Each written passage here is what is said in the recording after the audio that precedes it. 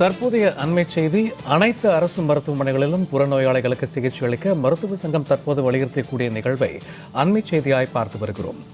தமிழகம் முழுவதுமே பல்வேறு கோரிக்கைகள் வலியுறுத்தி மருத்துவர்கள் போராடி வருகிறார்கள். குறிப்பாக அவசர சிகிச்சை பிரிவு மட்டும் இயங்கி வருவதாக அண்மை தகவல். ஆனால் தற்பொழுது அனைத்து மருத்துவ சங்கங்களின் கூட்டமைப்பின் சார்பில் தற்போது ஒரு புதிய கோரிக்கை ஒன்று வலியுறுத்தப்பட்டுள்ளது.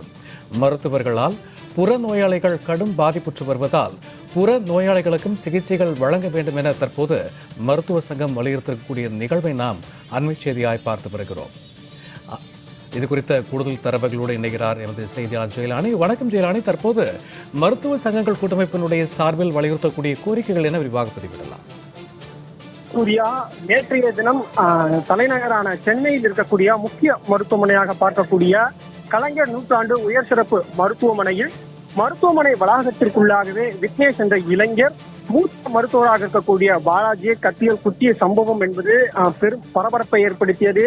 7 இடங்களில் கத்தியால் குத்திய நிலையில் உடலுக்கு ஆபத்தான நிலையில் உடனடியாக அருகாமையில் இருக்கக்கூடிய அந்த நோயாளிகளின் உறவினர்கள் ஆகியவர்கள் மீட்டு அவர்களை சிகிச்சைக்காக உடனடியாக அனுப்பினர். தற்போது அவரது உடல்நிலை என்பது சீராக இருப்பதாக கூறப்படுகிறது.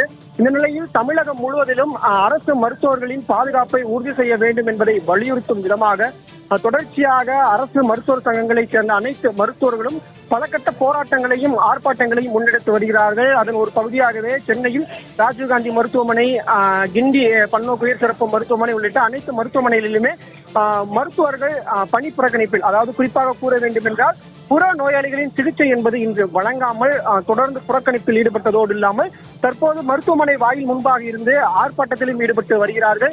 இந்த நிலையில் இந்த ஆர்ப்பாட்டத்தில் கலந்து கொண்ட அனைத்து மருத்துவ சங்கங்களின் கூட்டமைப்பு சார்பில் தற்போது செய்தியாளர்களை சந்திக்கையில் முக்கியமான தகவல் ஒன்றினை குறிப்பிட்டிருக்கிறார்கள். குறிப்பாக அவர்கள் தெரிவிக்கையில் அவர்களது பிரதான கோரிக்கை என்பது மருத்துவர்களின் பாதுகாப்பை அரசு உறுதி செய்ய வேண்டும், அதற்கான நடவடிக்கை எடுக்க வேண்டும், 2 அடுக்கு பாதுகாப்பு என்பதனை வழங்க வேண்டும். அதே போன்று மருத்துவர்களின் காலி பணியிடங்களை நோயாளிகளுக்கு ஏற்றவாறு நிரப்ப வேண்டும் என்பதாக கோரிக்கைகளை முன்வைத்திருக்கிறார்கள். இந்த கோரிக்கைகள் அனைத்தும் நிறைவேற்றி தருவதாக அரசு தரப்பில் தெரிவிக்கப்பட்டிருக்கிறது. ஆனால் இந்த கோரிக்கைகள் நிறைவேற்றி தருவதற்கு 3 நாட்களுக்குள்ளாக அவை அனைத்தையும் நிறைவேற்றி தர வேண்டும்.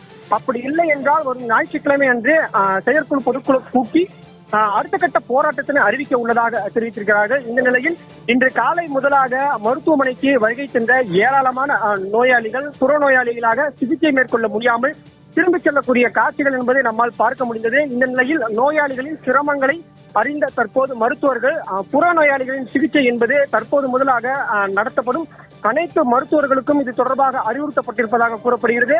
மேலும் ஏதேனும் மருத்துவமனைகளில் புறநோயாளிகளின் சிகிச்சை என்பது வழங்கப்படாமல் இருந்தால் உடனடியாக அந்த மருத்துவர்கள் அனைவரும் புறநோயாளிகளின் சிகிச்சையை தொடங்கும்படி தற்போது அறிவுறுத்தியிருக்கிறார்கள்.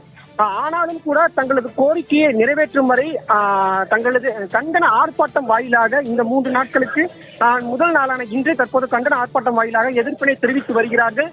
தற்போது கண்டன ஆர்ப்பாட்டமாக எதிர்ப்பு தெரிவிக்கும் விதமாக அமைதி போராட்டமாக இருக்கிறது. அரசு தரப்பில் அவர்களது கோரிக்கையை நிறைவேற்றி தருவதாக, அந்த கோரிக்கையை உடனடியாக பரிசீலனை செய்வதாக அறிவுறுத்தப்பட்டிருக்கிறது. ஒருவேளை 3 நாட்களுக்குள்ளாக இந்த கோரிக்கைகள் நிறைவேற்றப்படவில்லை என்றால் அரசு மருத்துவர்களின் சங்கங்களின் சார்பாக ஒரு பொதுக்குழு செயற்குழு கூட்டம் என்பது கூட்டப்பட்டு அதற்கு அடுத்தபடியாக உச்சபட்ச போராட்டம் என்பதனை அறிவிப்பதற்கான வாய்ப்புகள் இருக்கிறது. தற்போது முதற்கட்டமாக மருத்துவரின் உடல்நிலையும் சீராக இருக்கிறது. அது மட்டுமல்லாமல் அரசு தரப்பில் தற்காலிகமாக இந்த கோரிக்கைகள் அனைத்தையும் நிறைவேற்றி தருவதற்காக பரிசீலனை செய்வதாக கூறியிருக்கிறார்கள். எனவே நோயாளிகள் அவதிப்படக்கூடாது, மருத்துவர்களை நம்பி வரக்கூடிய நோயாளிகள் உரிய சிகிச்சை மேற்கொள்ள வேண்டும் என்ற நல்லுணர்வுக்காக தற்போது ஒரு பகுதியில் கவன ஈர்ப்பு ஆர்ப்பாட்டமும் நடைபெற்று வருகிறது. மற்றொரு புறத்தில் புறநோயாளிகளின் சிகிச்சையை தொடங்கும்படி தற்போது மருத்துவர் சங்கங்களைச் சேர்ந்த மருத்துவர்கள் தற்போது அறிவுறுத்தியிருக்கிறார்கள். சூர்யா, புறநோயாளிகளுக்கும் சிகிச்சைகளை துவக்க அனைத்து மருத்துவ சங்கங்களின் கூட்டமைப்பின் சார்பில் வலியுறுத்தப்பட்ட விஷயங்கள் குறித்த கூடுதல் தரவுகளுக்கு நன்றி ஜெயலான்.